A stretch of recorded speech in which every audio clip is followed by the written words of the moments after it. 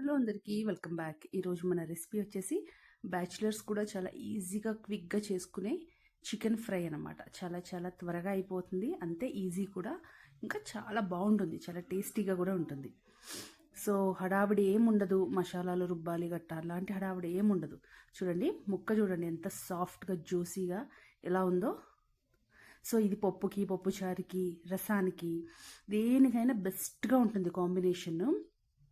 అంతే క్విక్గా కూడా అయిపోతుంది. చెప్పాను కదా, బ్యాచిలర్స్ కూడా ఎలాంటి హడావిడి ఎలాంటి ఇది లేకుండా త్వరగా చేసేసుకోవచ్చు.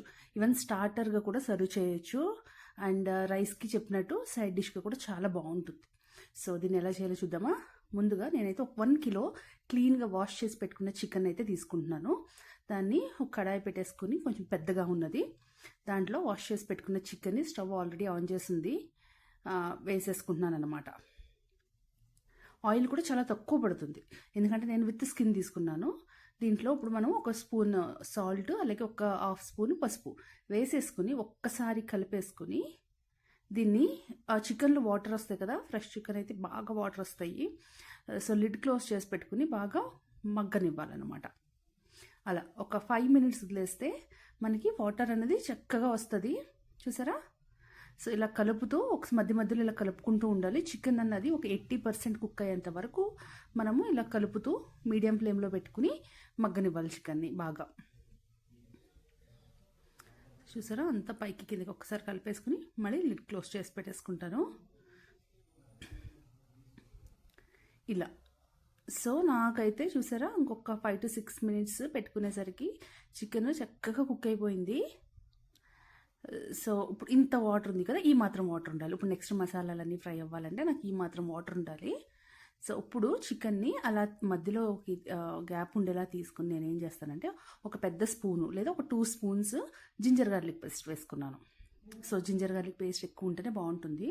అలాగే ఇప్పుడు ఒక 2 స్పూన్స్ ఆయిల్, ఎక్కువ అవసరం ఉండదు, ఒక 2 స్పూన్స్ ఆయిల్ అయితే సరిపోతుంది. వేసుకుని దీన్ని చక్కగా ఫ్రై అవ్వనివ్వాలి. జింజర్ గార్లిక్ పేస్ట్ కూడా పచ్చి వాసన పోయి చక్కగా ఫ్రై అయిపోతుంది. సో వీడియోలో చూపించినట్టు అలా కలుపుతూ అలా ఫ్రై చేసుకోవాలన్నమాట.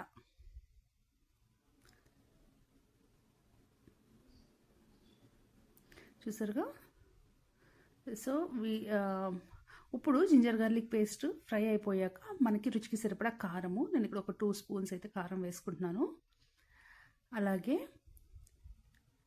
దీన్ని కూడా ఒకసారి చక్కగా కలిపేసుకుంటే ఆ చికెన్ కూడా, ఆ కారం వేసింది కూడా ముక్కలకి బాగా పట్టేసి పచ్చివాసన పోయేంత వరకు ఫ్రై అయిపోతుంది అనమాట. అలా ఒక 1-2 మినిట్స్ కొంచెం ఓపిక్గా ఫ్రై చేసుకోవాలి. నేను ఇలా ఫ్రై గట్టా చేసేసుకొని, నాకు వర్క్ గట్ట ఎక్కువ ఉన్నప్పుడు ఫ్రిడ్జ్లో గట్ట పెట్టేసుకుంటే 1-2 డేస్ హ్యాపీగా వస్తుంది. ఊరికి వెళ్ళినప్పుడు మా హస్బెండ్కి ఇలా కొంచెం ఫ్రై చేసేసి కొంచెం రసం లాంటిది పెట్టేస్తే బయట ఫుడ్ తినకుండా ఇలా తింటూ ఉంటారు అనమాట. సో ఇప్పుడు నేను ఒక 4 స్పూన్స్, నాది చిన్నది స్పూను, మీరు ఒక 2 స్పూన్స్ ధనియాల పొడి. సో ఇది కొంచెం కోర్స్గా గ్రైండ్ చేసుకున్నాను ధనియాల పొడి. ఒక 2 to 4 స్పూన్, నేనైతే 4 స్పూన్స్, చిన్న స్పూన్ కాబట్టి ఒక 1/2 స్పూను జీరా పౌడర్ కూడా వేసేసుకొని, అలాగే కొంచెం ఇంట్లో చేసుకున్న గరం మసాలా. సో ఈ గరం మసాలా రెసిపీ కావాలితే కమెంట్ చేయండి, నేను తప్పకుండా పోస్ట్ చేస్తాను. సో దీన్ని ఇలా చక్కగా కలిపేసుకుంటూ ఫ్రై అవ్వనివ్వాలి. సో మసాలాన్ని మాడకుండా లో ఫ్లేమ్లో పెట్టుకుని కలుపుతూ ఉంటే 1-2 మినిట్స్ చక్కగా ఫ్రై అయిపోతుంది అనమాట.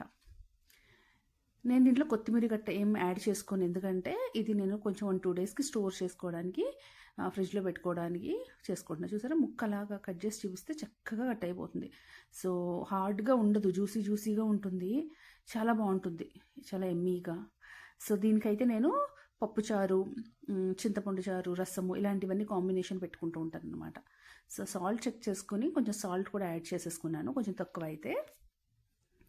అలా కలిపేసుకుంటూ ఉంటే మనం దాన్ని కింద కొంచెం అడుగంటినా కూడా దాన్ని కూడా అలా గీకుతూ కలుపుతూ ఉంటే చాలా బాగుంటుంది చికెన్ ఫ్రై టేస్ట్ అన్నది. చూసారా?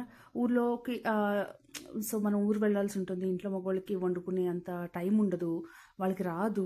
సో బయట తినే కంటే కూడా ఇలా నేనైతే ఇలా చేసి పెట్టేసి వెళ్ళిపోతూ ఉంటాను అనమాట. కొంచెం కరివేపాకు కూడా వేసేసుకుని, అలాగే వర్కింగ్ మామ్స్కి కూడా చాలా యూజ్ అవుతుంది. నేనైతే వర్క్ ఎక్కువ ఉన్న వీక్లో ఇలా చేసేసుకుని పెట్టుకుంటాను ఫ్రిడ్జ్లో. 1-2 డేస్ బయట ఫుడ్ కన్నా ఇది చాలా మెరుగు నన్ను అడిగితే. సో కరివేపాకు కూడా వేసుకున్నాక చక్కగా కలిపేసుకోవాలి. సో దీన్ని ఇంకా సర్వ్ చేసేసుకోవడమే. సో బయట ఫుడ్ తినే కంటే కూడా ఇలా ఫ్రిడ్జ్లో పెట్టుకుని 1-2 డేస్ తినా ఏం పర్వాలేదండి. అస్తమాటు ఏం పెట్టుకోం కదా, ఇలాగ ఎవరైనా గెస్ట్లు వచ్చినప్పుడు క్విక్గా చేసేయచ్చు, హడావిడి ఏం లేకుండా. చూసారా, ఇలా ఈ రెసిపీ కనుక నచ్చితే వీడియోని లైక్ చేయడం, ఛానల్ని సబ్స్క్రైబ్ చేసుకోవడం అస్సలు మర్చిపోకండి. ఇలాంటి రెసిపీస్ కోసం నా ఛానల్ని సబ్స్క్రైబ్ చేసుకోండి. Thank you so much for